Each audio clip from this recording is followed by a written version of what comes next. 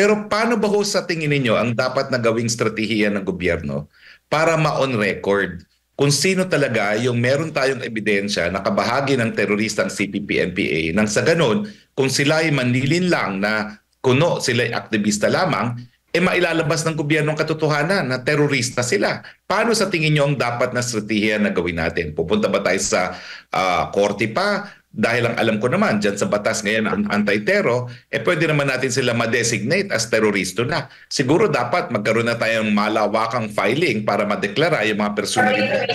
Meron tayong ebidensya.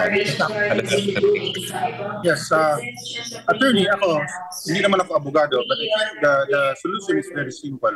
After identifying these people as part of the communist terrorists, I think the next thing to do there is to go to the court, apply for surveillance, and then when the court grants the authority to conduct surveillance, then we can do, the police or the security sector can do their surveillance on the subjects so that they will have enough evidence.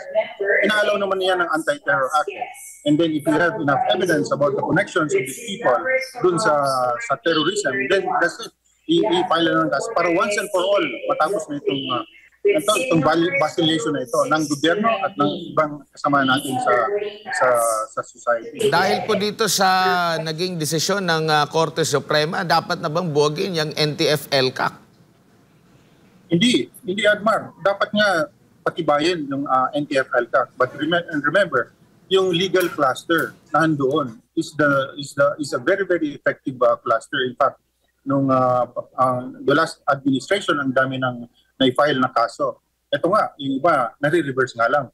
But dapat patibayin pa. Dahil meron namang mga mechanism para i-pursue itong mga kaso na ito against these people.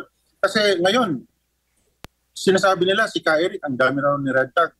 Paano ito? Itong mga rebelde na ito. Let's not talk about Ka-Eric, but let's talk about these former rebels. Mga former rebels na libo-libo yan na sumuko na at ngayon ay nagsasalita na tungkol dun sa partisipasyon ng dati nilang mga kasamahan sa terorismo. Dapat ito i-pursue, and the NTF-ELCAC through the legal cluster should pursue this one.